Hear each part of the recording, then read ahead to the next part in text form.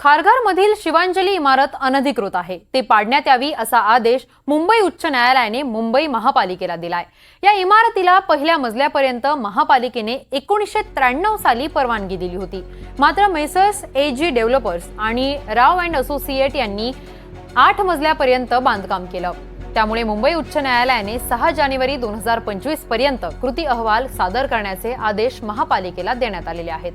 शिवांजली इमारतमध्ये नेमकी काय स्थिती आहे, हे प्रकरण नेमकं काय आहे याचाच आढावा घेतलाय आमचे प्रतिनिधी विशाल पाटील यांनी। आपण पाहूयात।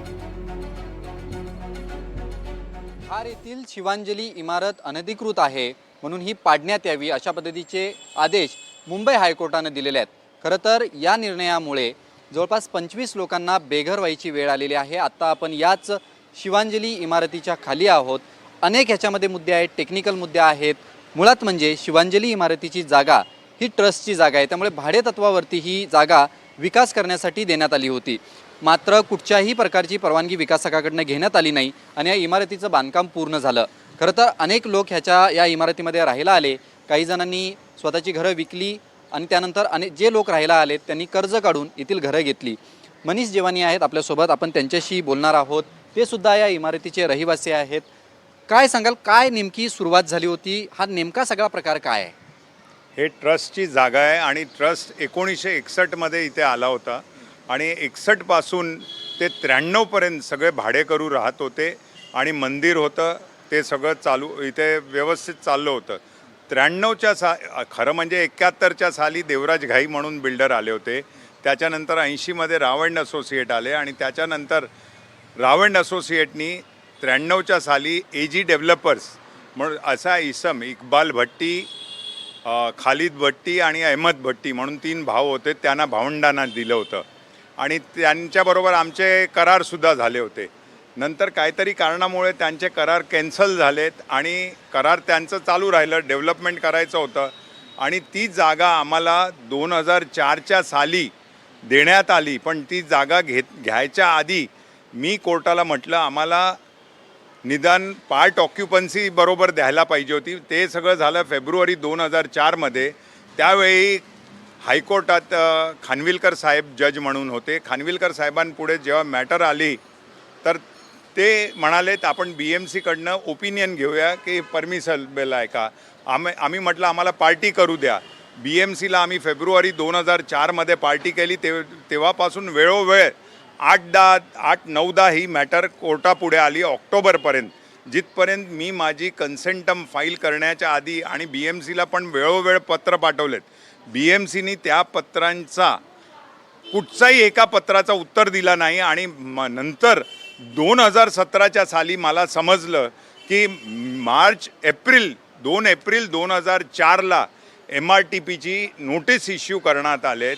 आता 2004ची 2017मध्ये तुम्ही दुसऱ्यांदा देता सेम नोटीस, तुम्ही 2004ला ऑपरेट नाही केलं आहे आणि 2017ला जेव्हा आली तर परत मी त्यांना पत्र लिहिलं आहे मी जागा घेतली तुमच्यामुळे, तुम्हाला पार्टी केली, तुम्ही सांगितलं असतं तर मी कन्सेंटम फाईल केली नसते कोर्टात आणि कोर्टाकडनं, कारण माझी पोझिशन चांगली होती कोर्टात त्यावेळी, तर ती मला कोर्टाने आदेश दिला असतं त्यांना की हे करून घ्या म्हणून। आणि ते 2004 ते 2017-18 मध्ये तर कितीतरी ट्रान्सफर झाले तिथे आणि एक इल्लीगल जे जागा आहे इथे बाजूला ज्या इल्लीगलसाठी त्याचा मी भाडेकरू होतो 1961 पासून आणि सगळे पुरावे माझ्याकडे आज पण आहे। तर ती जागा तोडायची होती, कारण जी जागामध्ये मी भाडेकरू त्याचं जे काय होतं ते मला ह्या बिल्डिंगमध्ये मिळालं, म्हणजे ती तोडायची होती। एजी डेव्हलपर्सनी हे सगळं परत फ्रॉड करून आणि त्यांना विकलं आहे आणि त्या लोकांनी काय बघितलं काय घेतलं देव माहीत। आणि जुनं जर स्ट्रक्चर आज पण बघणार तर ते केवढं आहे आणि हे इल्लीगल केवढं मोठं केलं आहे, त्याच्यासाठी बिल्डिंगच्या एकाने हे केलं, केस वगैरे दाखल केलेत आणि त्याच्यामुळे ते तर जात आहेत, आमचं इल्लीगलवर आलं। आता कोणी एकाने केलं 25 घरबार होणार, आमचं एवढंच म्हणणं आहे। हे जे 3 महिने दिले, आज आमचं एक डेव्हलपर बरोबर ऑलरेडी बिल्डर आलेत आणि ते 79 LOI झालं आहे, गेल्या वर्षी 79A पण आमचं कंप्लीट झालं आहेत आणि DA फायनल वर्जवर आहे। त्याचे सगळे पुरावे आम्ही दाखवू शकतोय, पण आता जर 3 महिन्यात किंवा 4 महिन्यात जे म्हणतात दॅट इज अवघड आहे. नक्कीच मुंबईतील ज्यावेळेला असे प्रॉपर्टीचे वाद असतात हे अनेक क्लिष्ट असतात. त्यामध्ये अनेक गोष्टींवरती लवकर तोडगा निघत नाही. न्यायालयात बरीच वर्ष ही सगळी प्रकरणं प्रलंबित राहतात.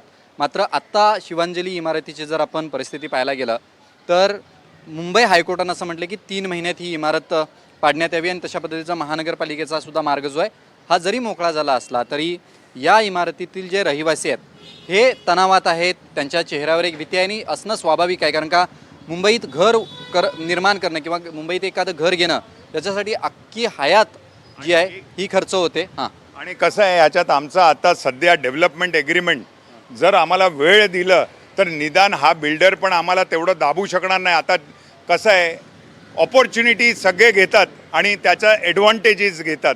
तशी परिस्थिती आमच्यावर येणार की थोडेच पॉईंट आमचे बाकी आहेत. निम्मे 90% गेलं आमचं, गाडीत सुरळीत गेले. 10% जी आहे ती पण जाणार. जर आम्हाला वेळ मिळाला तर आम्ही ॲटलिस्ट ज्याप्रमाणे आम्ही आता ह्या इलिगल कन्स्ट्रक्शनमुळे मुंबईमध्ये न झालेली गोष्ट आहे की आम्ही सगळे जेवढे रहिवासी आहोत, जेवढे कन्सेंटिंग 80% मेंबर आहोत, त्या सगळ्यांनी मान्य केलं आम्हाला फंजिबल नको, आम्हाला 15% आत्ताची एक्झिस्टिंग जागापेक्षा 15% कमी द्या. ते पण आम्ही तयार झालो आहे त्यांच्याबरोबर, बिल्डरबरोबर. या सगळ्यामध्ये ह्या रहिवाशांचा आता असा निर्णय झालेला आहे किंवा त्यांची अनेक विकासकांबरोबर बोलणी चालू आहेत की आहे त्या जागेपेक्षा आम्हाला 15% जागा कमी द्या, मात्र ह्या सगळ्या इमारतीचा जो आहे हा विकास करा. एकूण जवळपास 1100 मीटरचा हा जो 1100 स्क्वेअर मीटरचा हा प्लॉट आहे आणि त्याच्यावरती विकासकांकडनं जे आहेत हे अनेक लूज फॉल्स याच्यामध्ये झालेले आहेत. बऱ्याचशा गोष्टी ज्या आहेत त्या राहिलेल्या आहेत. मात्र हा प्रश्न निर्माण होतो की महानगरपालिकेला ह्या गोष्टी माहीत नव्हत्या का, हाही प्रश्न निर्माण होतो. कारण का मुंबईतील थोडं जरी अनधिकृत बांधकाम झालं तर महानगरपालिका तातडी 9 मजल्याच्या इमारती अनधिकृत बांधल्या जात असतील तर महानगरपालिकेला खरंच याची कल्पना नव्हती का, हा एक प्रश्न निर्माण होतो आहे. आणि आत्ता जसं मनीषजींनी सांगितलं की या इमारतीमध्ये बऱ्याचशा लोकांनी म्हणजे समजा एकानं फ्लॅट घेतला आहे, त्यानं दुसऱ्याला विकला, दुसऱ्यानं परत तिसऱ्याला विकला. मुंबईत घर घेताना अनेकांना कर्ज काढावे लागतात.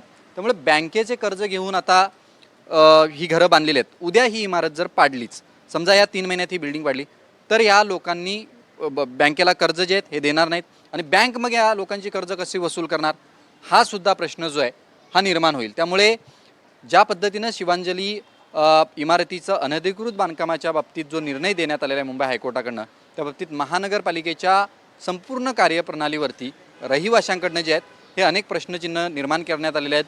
2004 ते 2024 अशा पद्धतीचं हे सगळं न्यायालयीन प्रकरण जे आहे हे न्यायप्रविष्ट होतं. त्याच्या बाबतीत निर्णयसुद्धा जो आहे हा मुंबई हायकोर्टाकडनं आलेला आहे. मात्र रहिवाशांकडनं अशी विनंती केली जाते की आम्हाला एक साधारणतः 6 ते 9 महिन्याचा वेळ देण्यात यावा, जेणेकरून हे 3 महिने झाल्यानंतर आमची तशी मानसिकता होईल, आम्ही या इमारतीतनं बाहेर पडू किंवा विकास करण्याच्या दृष्टीनं आम्ही विचार करू. त्यामुळे कोर्टाला सुद्धा एक विनंती जी आहे ही या रहिवाशांनी केलेली आहे. मात्र सद्यस्थितीला मुंबई हायकोर्टाच्या निर्णयानुसार शिवांजली इमारतीचं अनधिकृत बांधकाम 3 महिन्यात तोडून त्याच्या सगळी माहिती जी आहे ही कोर्टासमोर सादर करावी, अशा पद्धतीचे आदेश मुंबई महानगरपालिकेला देण्यात आलेले आहेत.